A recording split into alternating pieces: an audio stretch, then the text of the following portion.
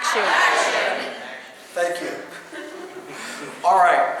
Here's the next video in a never-ending series of civil procedure videos. Because who in their right mind would ever want civil procedure to end ever? I know, right?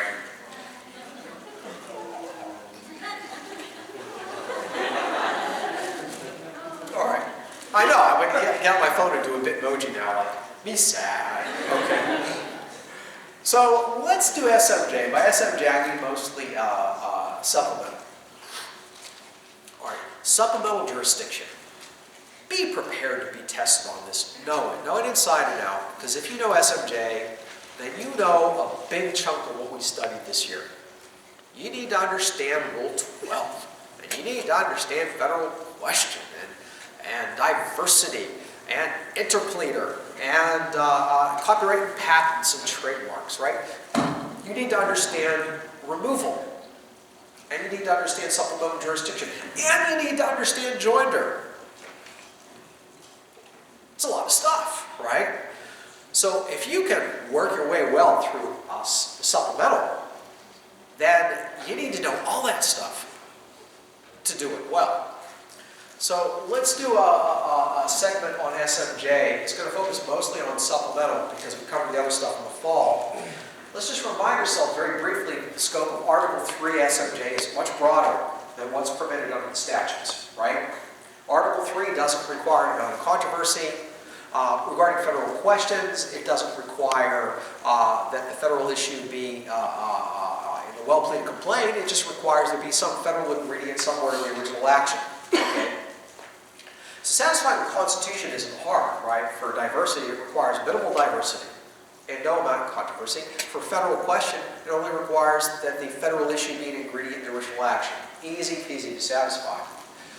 Regarding the diversity statute, of course, you have to be a U.S. citizen who's domiciled in the state.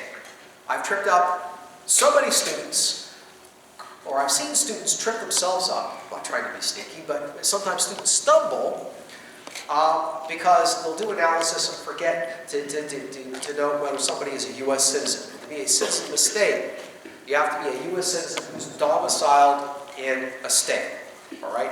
If somebody is a U.S. citizen who's not domiciled in a state, then they're stateless and there's no diversity of jurisdiction under the statute. If somebody is domiciled in the state and they're not a U.S. citizen, then they are a foreigner. So recall that. Also recall that to analyze domicile, of course, that's a standard, is it not? Requires residence in a particular state, plus the intent to remain there. Okay? And the majority rule, as you know, is the intent to remain indefinitely. All right? So to determine whether somebody is a citizen of the state, U.S. citizen, who somebody resides in the state with the intent to remain indefinitely, you do not lose your old domicile until you set up a new domicile. Another part of diversity jurisdiction is the St. Paul Mercury test. I was very pleased with what I'm seeing on a lot of practice essays now. The standard under St. Paul Mercury is we accept what's pleaded if it's made in good faith, unless it would, let me rephrase it. We accept the amount of controversy pleaded if it's made in good faith, and that amount of controversy is accepted by the court so long as it's possible for the claimant to get over $75,000, not including interest and costs. Now, let's think about how you would analyze a fact pattern. All right? Suppose I tell you in the fact pattern that Paul was born in Wisconsin, and then he went to college in Florida, but he wasn't sure if he was going to stay there. And then he went on a vacation to Alaska and eventually had a vacation home to Alaska. You're going to have to analyze his citizenship, right? If indeed diversity jurisdiction is an issue. On the other hand, what if I tell you Paul is a citizen of Florida? Do you analyze the citizenship there? You do not. It's a gift. Don't fight gifts when I give them to you. If I tell you in a fact pattern, Paul is a citizen of Florida, and Denise is a citizen of Alaska. All right? Those are stipulated facts/legal conclusions. Don't fight them. They're established for you. You don't have to fight something that's given to you on a platter. And sometimes I will give something to you like that on a platter because I want you spending your time on other stuff. So, do of course discuss all issues raised by the facts, reasonably raised by the facts. Don't engage in negative issue spotting. But if I actually posit to you something, just accept it, don't fight it. So I wouldn't want to see, like say I said, Paul and Denise are citizens of Florida and Alaska. Well, the facts tell us that Paul is a citizen of Florida. Now, of course, to be a citizen of Florida, there's a diversity, Paul must be a U.S. citizen who is domiciled in his state. Domicile means blah, blah, blah, blah, blah, blah. We don't know what his intent is because the facts don't say. We don't know whether he's a citizen of the U.S. because the facts don't say. Ultimately, the facts tell us that he's a citizen of Florida, so we'll just accept that and move on. No. I just gave you 0 points for that. You just wasted a whole lot of time. And I'm like, why are they doing this? Don't do it. Just accept it and move on, right? It is a gift. It is intentional. All right. Let's move on to, very briefly, federal question. All right. Federal question, of course, means 1331, copyright, patent, and trademarks of 1338. We know from 1338 federal courts have exclusive jurisdiction over any claim or counterclaim involving patent, copyright, or claim variety protection. Keep that in mind. But also keep in mind that P sues D for copyright infringement. Then we're going to have both federal question and copyright jurisdiction. That's two alternative bases for SMJ. And in fact, Paul sues Denise for copyright infringement and they're diverse and Paul's seeking $1 million. Then we also have diversity jurisdiction too, don't we? So you can have this like, if SMJ is like an ice cream code and OJ is the ice cream, that would be like a triple-decker ice cream code, right? You could have that. It might be unwieldy, it might fall on the floor and be sad, but you can have that. Let's talk briefly about analyzing federal question. First step, Article 3. Second step is 1331. Under 1331, the first step is the well-pleaded complaint rule. That's a filtering step that tells us just to look at the allegations of the plaintiff's cause of action, right? Not counterclaims, not anticipated defenses. The next step is to ask whether the well-pleaded complaint has a federal questions. We have two alternatives for that. The Holmes creations test, that's a rule. That's just asking who created the cause of action in the plaintiff's complaint, right?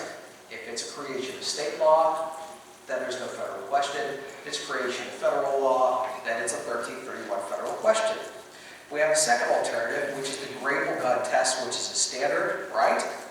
Which we discussed in class. The federal issue is necessarily raised, actually disputed, substantial, capable of resolution in federal court, not causing the floodgates to open in federal court.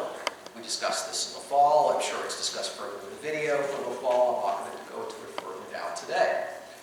All right. Removal, I'm not going to get into in detail right now, right? Removal, just a couple quick things to keep in mind about it is first, for there to be removal jurisdiction, there would have had to have been original jurisdiction. You can't have removal without original jurisdiction once it's removed. Second, keep in mind the forum defendant rule. The forum defendant rule tells us that if the sole basis for removal would be diversity jurisdiction, and if any defendant is a citizen of the state in which the state court lawsuit was filed, then removal is barred, right? There's other details regarding removal. Again, this is just a mini review just to get our brains flowing and thinking about stuff we covered in the fall. Now we'll move on to supplemental jurisdiction. All right, supplemental jurisdiction is that ice cream code with sprinkles, right? You have the code, which is the court.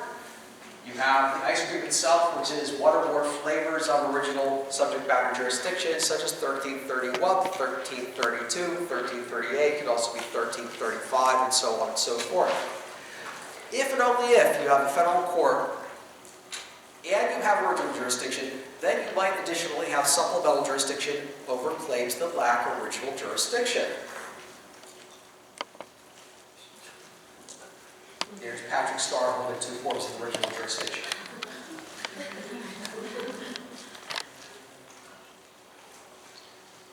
All right, supplemental jurisdiction. A grants, B takes away, C punts, and D saves. the grant, 1367A. It's a CNOF. Claims that are so related to claims of the action, they form the same case or controversy under the Constitution. Under Gibbs, we also know this as CNOF, right? CNOF, common nucleus of operative facts. It's likely that CNOF might be broader than the TRO standard. But like the TRO standard, when you're doing a CNOF analysis, common nucleus of operative facts, you're comparing one thing to another. And what are those things you're comparing? Well, first you have to have original jurisdiction, and then you got to compare supplemental, whoops, wrong part of the statute. Here we go. You have to have original jurisdiction, and the question is whether you have supplemental jurisdiction. When you're doing the CNOF analysis, you are comparing the original and supplemental claims. Are they like one another? Are they dislike? Why or why not? Opportunity for analysis and possible counter-analysis. Let's assume the CNOF question leads to a yes. If so, then A grants jurisdiction over such supplemental claims, which might also involve the joinder of additional parties. All right? So let's assume A is satisfied. If so, then we move on to B. B takes away, divests jurisdiction, shall not have supplemental jurisdiction. When? Well, first, the original jurisdiction has to be solely diverse, right? That's why you have to look at all the flavors of ice cream that might arguably exist. If you have that case, right, where I said there was copyright, there was 1331 federal question, and there was diversity, right? If we have 3 flavors of ice cream on that code, then original jurisdiction is not premised solely on diversity, is it? And B doesn't apply. But what if it's not copyright infringement? What if it's negligence, right? And the only basis for SMJ, for the original SMJ, is going to be diversity. Well, in that case, B might take away. When? Well, would the supplemental claim be inconsistent with the jurisdictional requirements of 1332? That would seem to be always the case, if not almost always the case, right? A party's not diverse, or you got controversy would be too low. Well, assuming these preliminary conditions are met, OJ is solely 1332, and supplemental claim would be inconsistent with 1332, then we cut out any of these claims. And there's 3 laundry lists, right? And there's something common amongst all these laundry lists. Claim by plaintiff. Claims by persons proposed to be joined as plaintiffs, or seeking to intervene as plaintiffs. All right? You will not have divestment under 1360B, 1367B ever, unless the supplemental claim is one asserted by somebody in a position of a plaintiff. All right? That doesn't mean a third-party plaintiff. That means somebody on the P side, the original P side. And this is a clear example of where to do subject matter jurisdiction analysis. You absolutely must engage in joinder analysis, right? And have to ask yourself, what kind of claim is this supplemental claim? And the one we've oftentimes focused in on class is this one, right? Claims by plaintiffs against persons made parties under 14, 19, 20, or 24. So you have to know, 14, third-party practice in pleader. 19, required parties, right, the VIP rule. 20, permissive joinder of parties. Or 24, intervention. You absolutely must know that. Now, say A grants, and say B is okay, it does not divest, D and D does not divest, so we're okay. Well, under C, the court can still decline to exercise jurisdiction over the supplemental claims if any of these scenarios are met, right? Complex issues of state law.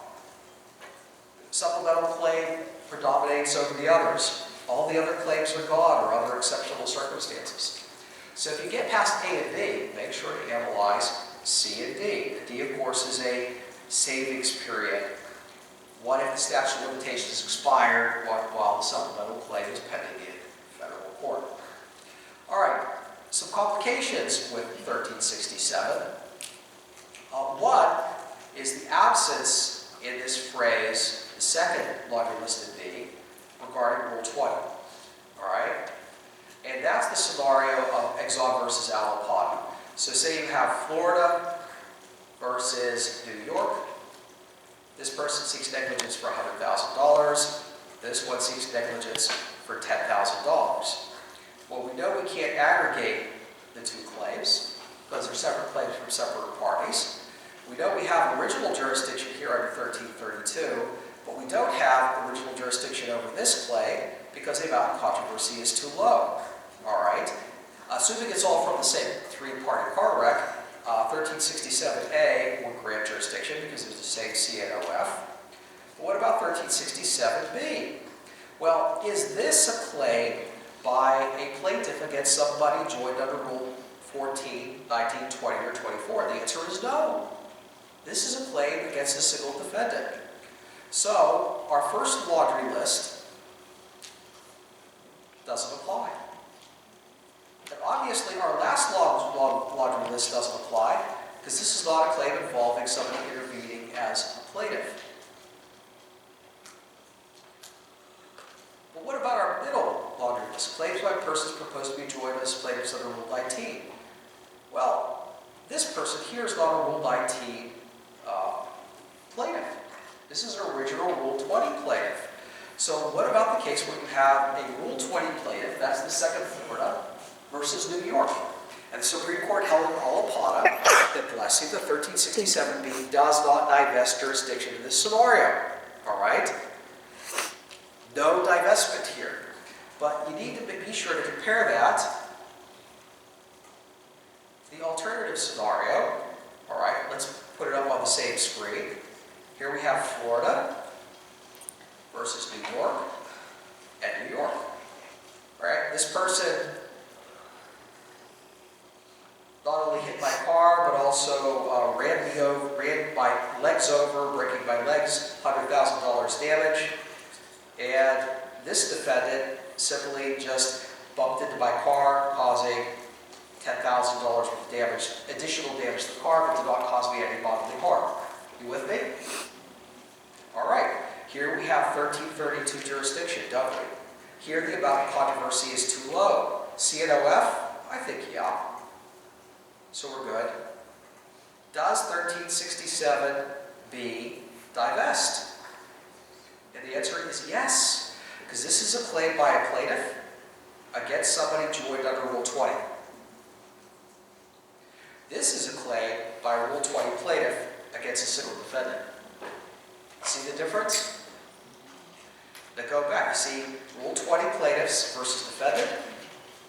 Here's plaintiff versus Rule 20 defendants. Once again, Rule 20 plaintiffs versus defendant. That's Alapata. And here we have plaintiff versus Rule 20 defendants. So you go back to the statute. All right? This is a claim by plaintiff against persons made parties under Rule 20. Do you see how important it is to know your joinder when analyzing supplemental jurisdiction? You know your joinder, you catch that distinction. It's crucial. You don't know your joinder, you're guessing, right? All right. Last thing to note about supplemental jurisdiction is the so-called contamination rule. Contamination rule prevents the use of supplemental jurisdiction as a way of flouting the complete diversity rule of 1332. Now look at this. We have a couple of Rule 20 plaintiffs, right? Versus a single defendant. Here, the supplemental claim is too small, so we don't have original jurisdiction. 1367A grants jurisdiction. 1367A is okay, all right. 1367B is also okay, because this is a couple of Rule 20 plaintiffs against the defendant, right? We're okay. None of the laundry lists are bad here. So what's the problem here? The problem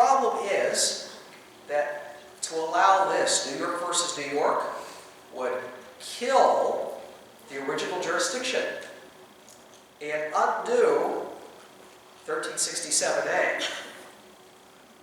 In other words, the court makes a big distinction with supplemental jurisdiction between about controversy, which is the problem, and complete diversity, which is a huge problem because the court says that that will destroy the original jurisdiction that was the very basis for supplemental jurisdiction. So if we were to allow this, then there'd be no jurisdiction over this and no jurisdiction over that either. All right, so I think that's it on supplemental jurisdiction. Thank you. We're going to stop the camera for a second, and then we'll move on to yet another topic of great interest. Thank you.